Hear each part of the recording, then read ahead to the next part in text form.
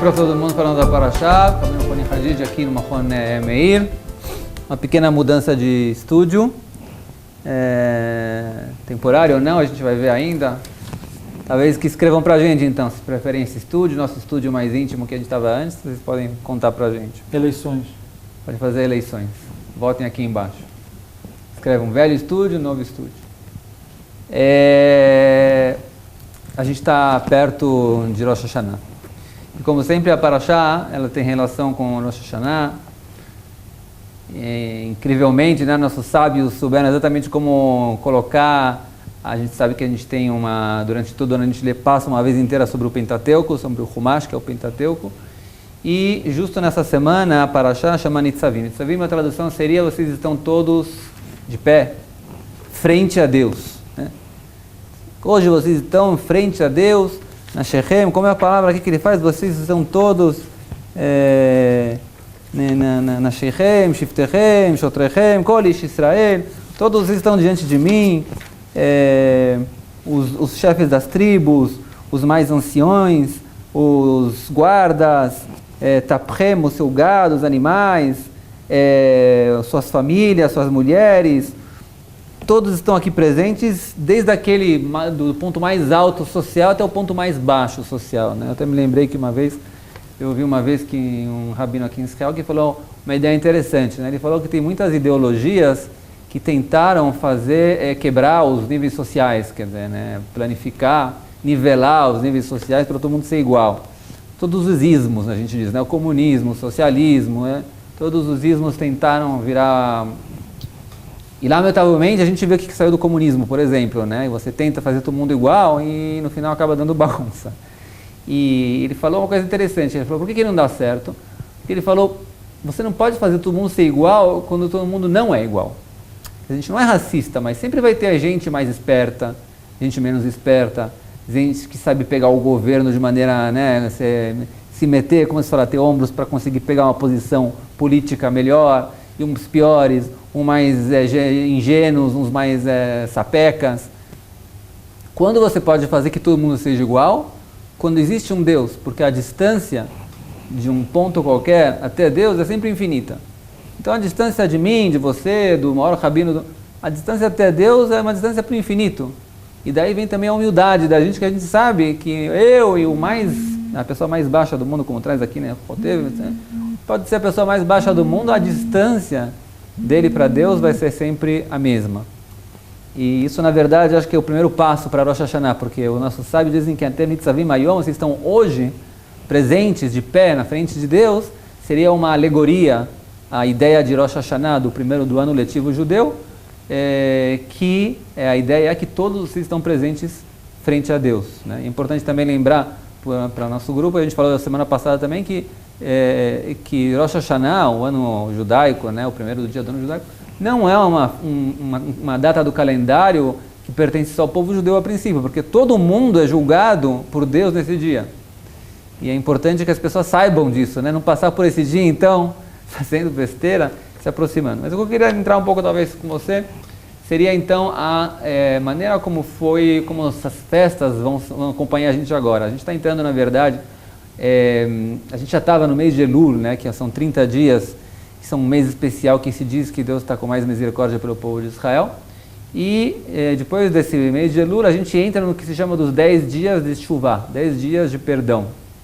O primeiro dia desses 10 dias de perdão, que é o primeiro dia do ano, do mês de Tishrei, que é o primeiro mês do ano judaico, é Rosh Hashanah, que a gente vai chegar na semana que vem, se Deus quiser, quinta e sexta.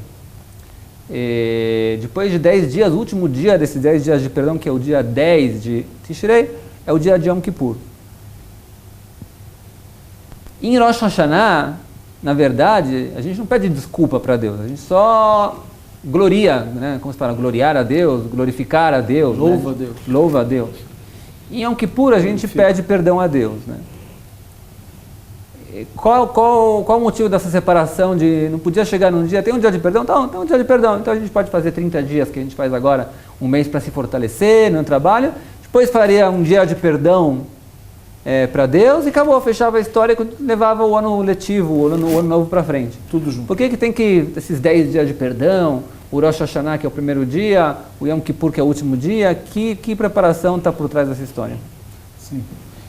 Existe uma... Tá vendo? É um novo estudo, não sei nem de colocar o livro agora. Vou colocar aqui por enquanto. Existe uma música pode falar de cantiga, das crianças em Israel, que vamos fazer uma festa de 7 dias, que a gente vai sentar na sukkah e vai comer matzot e vai fazer todos os hagim juntos durante 7 dias, concentrado. E na verdade, existe uma tradição entre nossos sábios que originalmente a gente devia ter só um hag só. A gente ia ter um hag só, que a pessoa ela comemora 7 dias, você come na sukkah, e você come uma matzot na sukkah, e no 7º dia você recebe. Quem não sabe, né? Tem gente que me escreveu que não sabe as ideias. Sukkah é a festa, como talvez festa das cabanas, talvez, né? Que a gente faz fosse uma cabana lembrando a saída do Egito, que a gente também dormiu ao ar livre. É a festa dos tabernáculos em português. Tabernáculos se chama? Tabernáculos? Tabernáculos é o Mishkan. Então eu não sei, agora eu não me lembro agora. Talvez alguém me traduza a festa das Então, cabanas. acho que tabernáculo é de Shavuot. Não, isso aí já é bom, eu não sei. Eu não sei se a gente fala em português. Sukkot, agora, acho que é tabernáculo. Mas, de qualquer maneira, existe uma tradição hipotética que a gente ia comemorar em 7 dias todos os hagim de maneira concentrada. Shavuot, que é a entrega da Torá, e sentar no sukkah e tudo. E o Midrash fala, Lule Elohatu Israel, se o povo de Israel não tivesse pecado no deserto e tal, a gente comemoraria uma festividade só com tudo concentrado dentro. Que é a festa de Sukkot. Sukkot com tudo dentro dela. É bom, eu nasci em Sukkot, Você está bem. Então, os hagim nossos, é como se alguém pegasse um vaso de cerâmica, uma peça assim, e aqui tem vamos dizer, o calendário judaico, e jogou isso, e essa peça se fragmentou e se espalhou por várias datas diferentes no decorrer do ano. Quer dizer, vários aspectos dessa festividade aconteceu. E de modo geral, se a gente for pensar a festa de Sukkot, ela tem como se fosse uma síntese de todas as festas judaicas. Se ela tivesse aglomerada com Pesach, tem uma ligação que você talvez poderia comer matzot também em Sukkot, e você também comemoraria a saída do Egito também em Sukkot, e você poderia condensar os hagim de maneira junta. Então, de certa maneira, você está certo em colocar a questão, por que não Rosh Hashanah e Yom Kippur, eles também poderiam estar juntos? E a gente separa isso, que Yom Kippur a gente faz o perdão, e anteriormente disso, a gente, em Rosh Hashanah, o foco é você, como você falou, glorificar a Deus e enfatizar que a gente está perante a Deus em julgamento. Então a gente já fala, bom, a gente está em julgamento em frente a Deus. Ainda mais que o dia do julgamento, já que estão me julgando, seria o melhor dia para pedir perdão para Deus. Para pedir perdão. Mas em Rosh Hashanah ninguém pede perdão. A gente só louva a Deus e faz rezas dizendo, Deus, você é grande, você é tudo. A gente tenta entender o que é Deus. Mas a gente não pede perdão, apesar de ser o dia do julgamento. Sim. E provavelmente a questão é o que precisa ser enfatizado em Rosh Hashanah. Então é claro que tem um julgamento, a gente está menos preocupado com agora pedir perdão a Deus. Isso a gente tem esse decurso de prazo até Yom Kippur, esses 10 dias, né, que Tolim, o julgamento ainda continua no ar, e o desfecho dele é só em Yom Kippur, ou até depois de Yom Kippur. Rosh Hashanah a gente é escrito, né? Está escrito, em Yom Kippur a gente é carimbado. A gente é a ratificação e tal. Então, o que a gente tem que entender, qual é o foco de Rosh Hashanah. E o foco de Rosh Hashanah é como você falou, que é a coisa uma dos aspectos, a gente fala da Malchuyot, é enfatizar que Deus é o rei. Né? E também um dos símbolos que a gente sabe de Rosh Hashanah, que a Torá fala, que é o Yom Teruah, o dia que se toca no shofar. E o tocar no shofar, ele representa, igual na antiguidade, quando o rei chega, que se tocam as cornetas, e se toca o shofar, e isso é como se fosse dizendo, o rei está vindo presente. Né? Então isso a gente sabe de maneira literal, que o rei está vindo presente, e a gente está perante a Deus, e ele está exercendo o julgamento dele. O que falta a gente entender, tá bom, e daí? E o que é importante a gente estar nessa realidade, que a gente está frente a Deus. E por que é tão importante que isso venha antecipando o Yom Kippur? Antecipando o Yom Kippur. E voltando à tua pergunta, tá bom, ok, entendi, eu estou perante a Deus. O que interessa agora é eu salvar a minha pele. Se eu estou sendo julgado na frente de Deus, vamos agora... vem os nossos sábios e dizem, não, agora o ênfase é você entender que Deus é o juiz e você está perante a Deus e tal. Então a pergunta grande é, como é que a gente separa, a gente analisa, a gente põe separado essa questão em si, e qual a importância em si que a gente está na frente de Deus, que a gente está glorificando Ele, que a gente está afirmando que Ele é o Rei do mundo, e que esse dia, o dia foi criado nesse dia, e nesse dia é feito um balanço geral, e que todas as criaturas passam perante a Ele, são julgadas e tal, é uma coisa muito mais coletiva. É como se fosse um evento coletivo, que o povo de Israel e todos os povos e todas as criaturas estão passando na frente de Deus e estão sendo julgados. É isso. E como a gente tem que entender isso e o que isso pode contribuir para a gente no nosso entendimento geral. Então, na verdade, se a gente for pensar bem, existe uma discussão no Talmud se a pessoa é julgada realmente só uma vez por ano, se ela é julgada todo dia, em que periodicidade a pessoa é julgada. E tem lá opiniões que a pessoa é julgada a cada instante. A cada instante você é julgado. E tem gente que fala que existe algo em caráter anual. E os comentaristas no Talmud querem, às vezes, tentar explicar. Existem tipos de julgamentos que são diários, tem julgamentos que são anuais, em termos de Deus.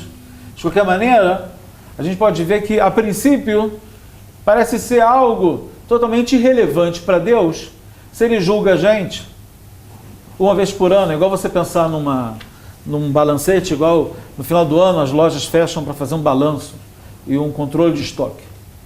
Que é uma coisa muito humana fazer isso, que a gente, na nossa vida humana, precisa fazer um controle de estoque e um balanço geral. Mas Deus não precisa. Deus, no sistema dele, online, a cada instante, Ele sabe o que está acontecendo. E não precisaria, a princípio, de ter um dia, um evento metafísico, que nesse dia Ele vai julgar. Então você acrescentou mais ainda na pergunta. Sim, é pior ainda. Para que Deus precisa disso? Então, agora a gente tem que começar a responder já. Agora a gente tem que começar a responder porque o suspense está muito grande. Então é claro que se realmente existe um julgamento anual, metafísico, do mundo frente a Deus, é claro que esse julgamento não vem servir a Deus ou aos procedimentos divinos, mas sim servir à humanidade. Que a humanidade tem que se preparar e se agrupar e entender que existe algo geral. Quer dizer, existe uma periodicidade, existe esse negócio de você uma vez por ano, porque é muito difícil, a nível da natureza humana, você imaginar que está sendo julgado a cada instante. A princípio seria o ideal, mas como a gente não pode ver dessa maneira, Deus fixou então um dia que isso seja feito. Então, é porque, para a gente como seres humanos, a gente imagina que tem hora para tudo. Tem hora para a gente agora estar se ocupando com uma coisa e se ocupando com outra. E é parte do plano divino que nós, como pessoas, possamos fazer um balanço geral a nível de um ano. Qual o rumo que a gente está tendo na nossa vida? E isso é uma coisa muito principal. Agora, como você falou, existe uma coisa importante. Que isso que Yom Kippur e Rosh Hashanah estão separados, vem enfatizar alguma coisa. Isso vem dar um significado no dia do julgamento. Que o julgamento em si, o que vai sair do julgamento, é menos importante em termos de Rosh Hashanah. Como você vai salvar a tua pele no julgamento? Isso a gente tem os dias anteriores ao Rosh Hashanah, tem também o Rosh Hashanah, mas tem também depois do Rosh Hashanah, e tem até Yom Kippur para você fazer a tua expiação. O ênfase de Rosh Hashanah é você entender que você está no tribunal celeste e que você está em frente ao juiz supremo. É você ter aquela sensação, uau, eu estou na frente de Deus. Que é muito difícil para a gente o ano inteiro conseguir ter essa sensação de Shivit Hashem Legdi Tamid, de você imaginar que você está na frente de Deus o tempo em todo, que é um fato por si só altamente educativo para a pessoa, e altamente, porque o ano inteiro a gente faz uma dissonância cognitiva. Porque o que é uma dissonância? A gente faz uma adhaka, como se fala em português uma adhaka? Seria uma supressão. A gente fala para a gente mesmo que a gente não está na frente de Deus. Apesar que o nosso inconsciente, a gente sabe que a gente está perante a Deus o tempo todo. Mas é muito difícil você viver com um fato desse, que você está sendo monitorado o tempo inteiro. É quase que sufocante ou impossível de viver numa situação dessa. Então a gente toda hora, a gente empurra isso para o nosso inconsciente, e a gente, na verdade, está perante a Deus. É difícil a gente imaginar como humanos que isso acontece. Agora, Rosh Hashanah vem enfatizar esse aspecto. Nós estamos, igual você falou nisso, Nitzavim, perantes a Deus. Você está perante a Deus, já a gente não se comporta. Quando a gente está perante a Deus, quando a gente sente que a gente não está perante a Deus. É igual aquela história, você deve lembrar melhor que eu, do sábio que estava para falecer, e os alunos pediram para ele uma bênção. Ele falou que... Eu acho que foi Rabi Yohanan Ben Zakkai. Rabi Yohanan Ben Zakkai? Se eu não me engano. Se você não se engana, você é a nossa fonte. Eu sou mal em nome, mas se eu não me engano. Mas eu sou pior, então eu vou me apoiar em você. Mais lição de casa para vocês. Sim, e os alunos dele, os discípulos dele pediram uma brachá, e ele disse que o temor de vocês em relação a Deus seja igual ao temor de que vocês têm perante a outras pessoas. Perante o seu mestre. Perante o seu mestre? Perante o seu mestre, seu rabino. Sim. E os alunos falaram, essa é a brachá que você dá pra gente? Não tem mais do que isso? É isso que você está dando? Aí ele falou algo do jeito... Para vocês é alguma coisa pequena isso? Isso já é uma coisa muito grande. Você chegar a um nível que você sente a presença de Deus, que você tem a sensação que você está perante a Deus. E o que é você estar perante a Deus? Você está perante a Deus, principalmente na manifestação maior que é de Deus, que é dele exercer o julgamento dele. Deus exerceu o julgamento dele, mostra, e você sentir que você está sendo julgado, isso enfatiza isso que Deus criou o mundo e que ele manda no pedaço. E você está já nisso, isso já é uma grande coisa em Rosh Hashanah, a gente sentir. Né? Acho que a gente vê isso muito, né? Às vezes as pessoas se comportam de maneira diferente. O cara pode estar em casa, por exemplo, sei lá, gritando com todo mundo, né? Pra cá, pra lá, né? O que você fez? Vem pra cá, né? E a mulher grita com o homem, a mulher grita com a mulher. De repente toca o telefone. Oi, tudo bom? Como vai?